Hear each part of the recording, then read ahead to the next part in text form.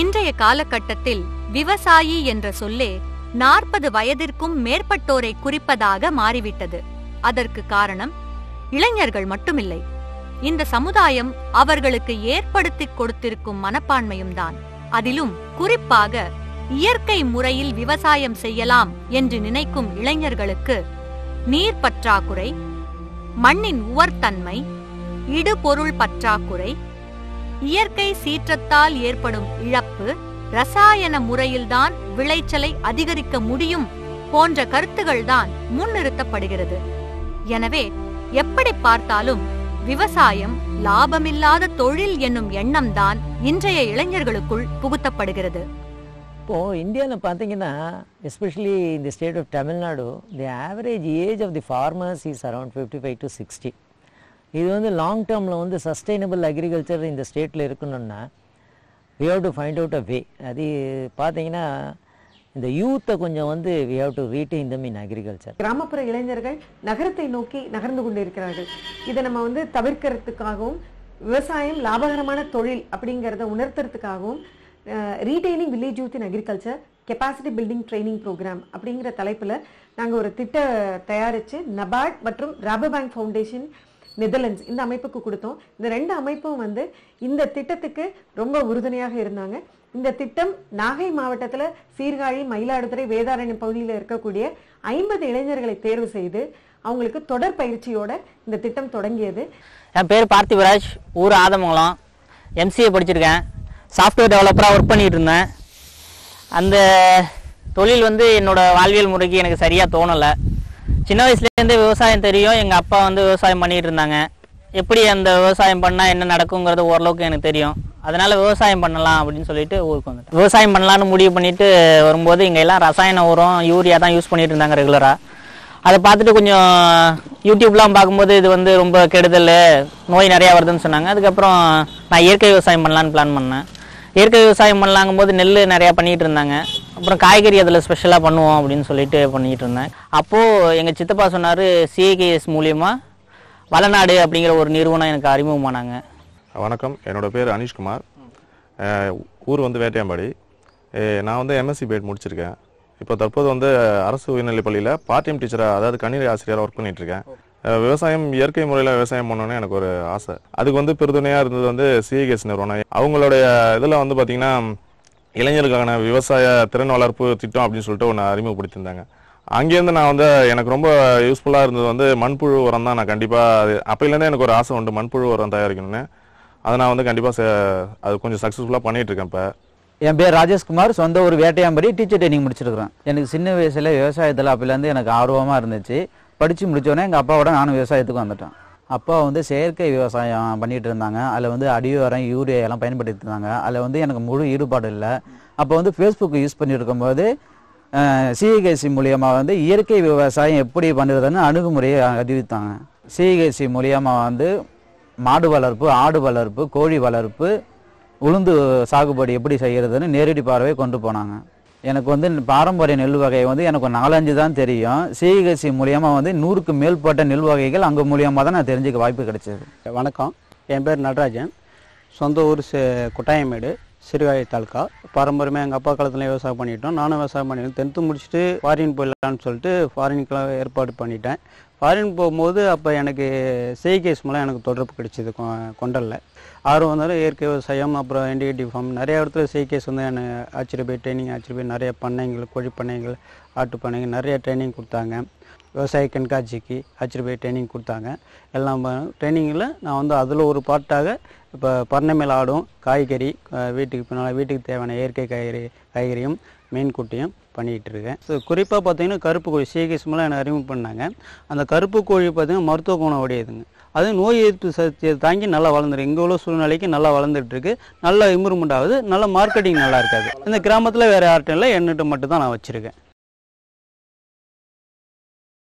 காய்கறி பண்ணிட்டு யாரும் என்கிட்ட வாங்க, இங்கேருந்து நான் சீர்காழி கொண்டு போய் டோர் டெலிவரி தான் பண்ணிகிட்டு இருந்தேன். அது எனக்கு வந்து பெரிய கஷ்டமாக இருந்துச்சு. காலையில் எந்திரிச்சு போய் கொடுக்கும்போது அது வந்து டெய்லி ரொட்டீனாக பண்ண முடியல. அப்போ CAKS நிறுவனம் வந்து எனக்கு ஹெல்ப் பண்ணாங்க. என்னோடய காய்கறியை அப்படியே வாங்கிட்டு எனக்கு அமௌண்ட்டு கொடுத்தாங்க.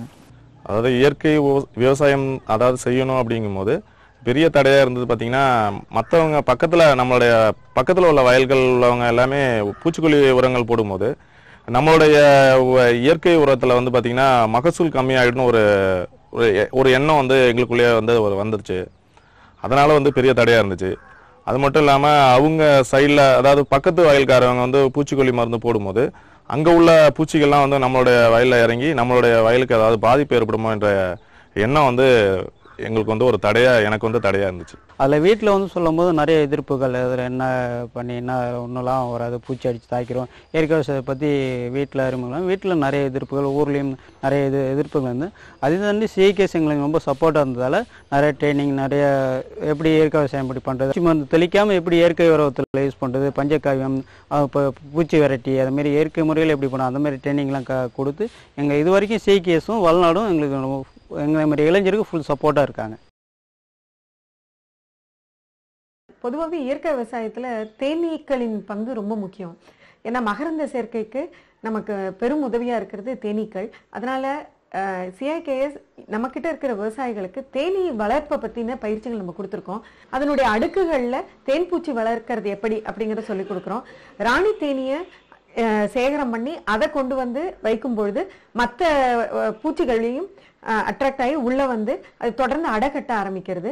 இந்த முறைகள் மூலமாக தேனீக்களினுடைய எண்ணிக்கை அதிகரிக்குது. அதுக்கப்புறம் தேனும் வந்து உங்களுக்கு சேகரமாகும். இன்னைக்கு வந்து நீர் வந்து ஒரு அரிதான பொருளாக மாறிட்டு இருக்கு. அதனால இதனோட முக்கியத்துவத்தை விவசாயிகளுக்கு எடுத்து சொல்லி இயற்கை விவசாயத்தில் பண்ணைக்குட்டியினுடைய முக்கியத்துவம் என்ன அப்படிங்கிறத நம்ம விவசாயிகளுக்கு பயிற்சிகள் மூலமாகவும் அதனோட பயன் என்ன அப்படிங்கிறத எடுத்து சொல்கிறோம். இந்த பண்ணைக்குட்டை அமைக்கிறதுக்கு அரசாங்கம் மூலமாக மானிய திட்டங்களையும் அவங்களுக்கு எடுத்து சொல்லி அவங்க செய்ய வைக்கிறோம். இந்த பண்ணைக்குட்டைகள் மூலமாக மழை நீரை நம்ம சேகரம் பண்ண முடியுது. குறிப்பாக தண்ணி இல்லாத காலகட்டத்தில் அதை தெளிப்பு நீர் மூலமாக, தெளிப்பு நீர் பாசன முறைகள் மூலமாக நம்ம உளுந்து இதர பயிர்களை சாகுபடி செய்ய முடியும். உங்களுக்கு யூத் ப்ரோக்ராம் ஒன்று வந்திருக்கு, வில்லேஜ் யூத் ரீடைனிங் அப்படின்னு சொல்லிட்டு ஒரு ப்ரோக்ராம் வந்திருக்கு அப்படின்னு சொன்னாங்க. அந்த ப்ரோக்ராமுக்கு நான் போய் பார்க்கும்போது ஃபஸ்ட்டு எங்களை கூப்பிட்டு போனது விதை நேர்த்தி விதை எப்படின்னா எத்தனை மூட்டை வச்சுருக்கணும், எப்படி அடுக்கணும், அதெல்லாம் சொல்லி கொடுத்தாங்க. அதுக்கப்புறம் இன்டகிரேட்டட் ஃபார்மிங் சொல்லி கொடுத்தாங்க. எப்படின்னா விவசாயி நெல்லை மட்டும் உற்பத்தி பண்ணால் அவனால் சக்ஸஸாக பண்ண முடியாது அப்படின்னு சொல்லிட்டு ஆடு மாடு கோழி எல்லாத்தையும் அதோட சேர்த்து வச்சு பண்ணும்போது அவன் நல்லா டெவலப் பண்ண முடியும், அவனுக்கு டெய்லி வருமானம் வரும் அப்படிங்கிறதுனால இன்டகிரேட்டட் ஃபார்மிங் சொல்லி கொடுத்தாங்க. அதுக்கப்புறம் மார்க்கெட்டிங், இப்போ நம்ம எல்லாமே பண்ணிட்டோம், அதை வந்து எப்படி மார்க்கெட் பண்ணுறது, அதை அந்த பொருளோட மதிப்பை கூட்டி வந்து அதை வந்து விற்பனை பண்ணுறது, அது சொல்லி கொடுத்தாங்க. ஒன் மோர் வந்து லீடர்ஷிப்பு, அதெல்லாம் வந்து ஒரு கிளாஸ் எடுத்தாங்க. அது ரொம்ப நல்லா இருந்துச்சு. அது வந்து தொழில்நுட்பங்கள் எப்படிலாம் பயன்படுத்துறது, எந்த இடத்துல எப்படி நம்மளோட விவசாயம் பண்ணணும், அதாவது குறுகிய இடம் இருந்தாவே இதில் இயற்கை விவசாயம் பண்ணலான்றதை சொல்லி கொடுத்துருக்காங்க. நெக்ஸ்ட் வந்து விதை சேகரிப்பு எங்களுக்கு சொல்லி கொடுத்துருக்காங்க. எப்படி வந்து விதை நேர்த்தி பண்ணணும், எப்படி விதைகள் வாங்கும் போது தரமான விதைகள் எப்படி எங்கே இருக்குது என்ன, அதெல்லாம் வந்து சொல்லியிருக்காங்க. அடுத்தது வந்து அதாவது வந்து எங்களுக்குள்ள ஒரு உழவர் மன்றம், ஒரு ஃபார்மர்ஸ் கிளப் ஒன்று ஓப்பன் பண்ணியிருக்கோம். எங்கள் அப்பாலாம் ரசாயன உரம் யூஸ் பண்ணாங்க. எனக்கு அப்போ இயற்கை விவசாயத்தை பற்றினா என்னன்னு தெரியும், ரசாயன உரம்.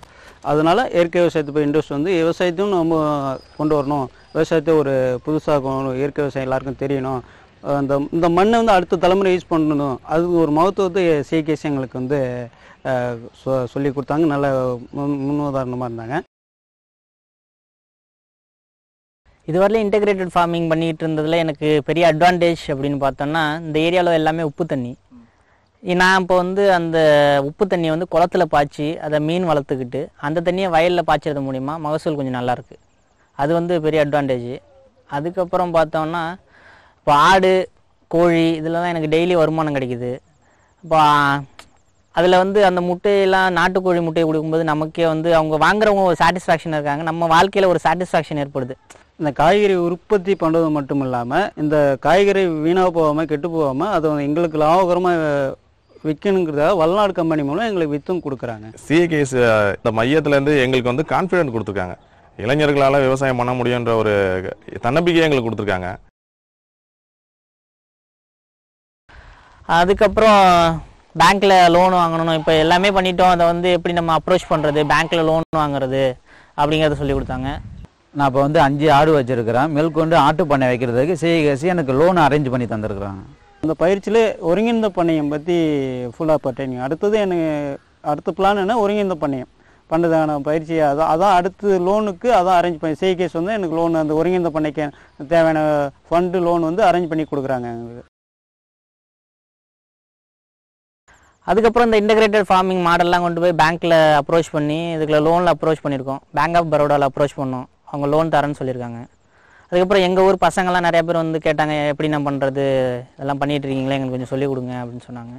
அதுமாரி பசங்களுக்கு சொல்லி கொடுத்துக்கிட்டு இருக்கோம்.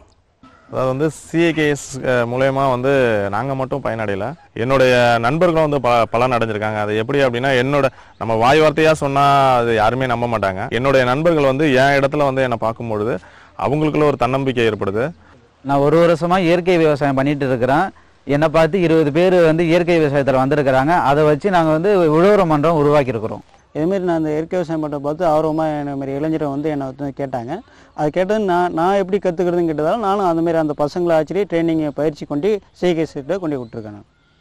இன்னைக்கு இந்த பயிற்சி முடிவில் அவங்க ஒரு சிலர் ஒருங்கிணைந்த பண்ணையம், இந்த மதிப்பூட்டோட்ட பொருட்கள் தயாரிப்பு இதில் ஈடுபட ஆரம்பிச்சிருக்காங்க. இதை பார்த்து சுற்றியுள்ள கிராமங்களில் ஒரு 15லேருந்து 20 நபர்கள் எங்களையும் இந்த மாதிரியான திட்டத்தில் இணைச்சு கொண்டு பயிற்சிகள் கொடுக்க முடியுமான்னு நிறுவனத்தை அப்ரோச் பண்ணுறாங்க. ஸோ நாங்களும் வந்து இந்த ஏற்கனவே உருவாக்கப்பட்ட இளைஞர்கள் மூலமாக அந்த பயிற்சியை தொடர்ந்து கொடுக்கலாம் அப்படிங்கிற ஒரு முடிவில்